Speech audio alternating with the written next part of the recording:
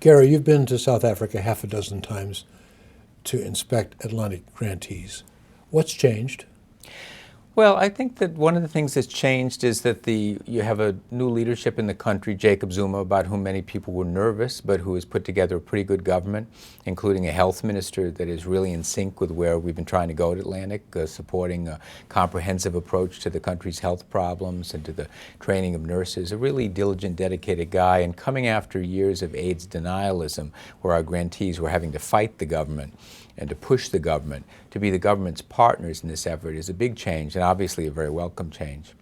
The other big impression I have as a frequent visitor to the country is what's happening in the built environment that we've invested in. I mean, it's very, very tangible. So when we went to the University of the Western Cape, an historically disadvantaged institution that Atlantic for a number of years has been helping to rise to the first ranks, it was really impressive, almost moving, to be in the buildings that I had seen in earlier stages when they were holes in the ground or when they were just under construction. The Life Sciences building, which is supposed to be really one of the most impressive academic buildings in the whole African continent, and the School of Public Health. To see those thriving, teeming with students, have research going on, have convenings taking place there, attracting, as first-rank buildings do, more significant scholars and students and funding and government support is really, really gratifying. And one of the things I learned in talking to Brian O'Connell, a very dynamic rector of the institution, was that Atlantic's investment in the University of the Western Cape apparently showed the government the importance of public-private partnerships in higher education, and led to not only matching government funding for UWC, but also to higher education generally in the country. It was a model that we had done over the years in Ireland with tremendous success in building up the higher education sector in Ireland. And the same thing seems to be happening in South Africa, flowing from the investments that Atlantic made in some of these terrific buildings and facilities. So South Africa has a remarkably modern and human rights-oriented constitution. So far, so good. How well is it being implemented?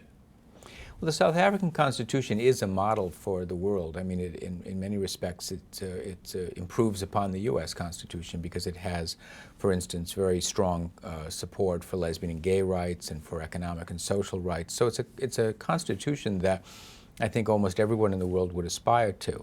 As in most countries, there's a gap between the promise and the practice. I mean, they have a very good system for enforcing rights. They have a terrific Supreme Court, or Constitutional Court they call it, and a great bar that is very experienced in protecting rights. So grantees of ours, like the Legal Resource Center, or what used to be called the AIDS Law Project, are really terrific in pressing the claims of disadvantaged people before the court.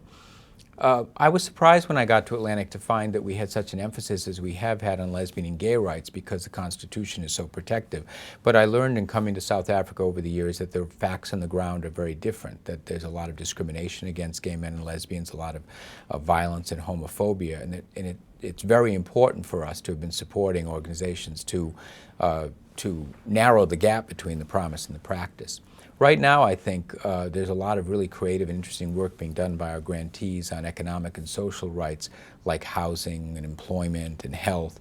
And we had a great conversation with a bunch of those groups. On the ground, I think, despite some progress on health, for instance, and housing, there's a lot of anger and unhappiness at the community level, particularly in some of the poorest communities we visited, the informal settlements and townships where a great many people in this country with a 40% unemployment rate live. Is that what people meant when they talked about popcorn protests? Yes, exactly. There's a lot of protests over service delivery. You know, people just rising up spontaneously to be very unhappy that the electricity is off, or the water isn't being delivered, or the jobs or housing aren't coming forward. Where that'll go in this country is a little hard to say. You know, there is South Africa, like a lot of countries, did very well economically in the last 10 or 15 years. Certainly since the end of apartheid there, a lot of people have become very wealthy in the country, has developed into a much greater economic power, but that hasn't really affected all the people on the ground that are most affected by economic inequality. And there's increasing frustration, I think, with the failure of the political leadership of the country to deliver on some of those promises. And what will happen in the next couple of years on that, how responsive the government will be to, I'm going to use a metaphor that's probably out of whack, but kind of Tea Party-like protests, that are coming up in the townships from people who are unhappy about the lack of services. How the government responds to that will be a very telling moment for South Africa. So Jack, it was terrific to have you along on the trip. I've been to South Africa, as you say, about a half a dozen times, but you're a first-time visitor, so I want to hear what some of your strongest impressions were. I guess two. The first was, I would call it goodwill or unity. Almost everywhere we went, to my growing surprise, there was such goodwill on the part of interracial goodwill. People worked together, shopped together, walked together, restaurants. There didn't seem to be, at least to a newcomer's eyes, any overt discrimination or hostility or a sense of sourness.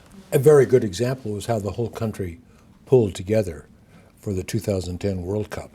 They built beautiful stadia around the country, including one in Johannesburg that looks like a giant calabash. And the whole country took great pride in presenting itself to the world as a newly constituted democracy. We had a wonderful meeting with Bishop Tutu that day, in his office in the kind of strip mall in Cape Town.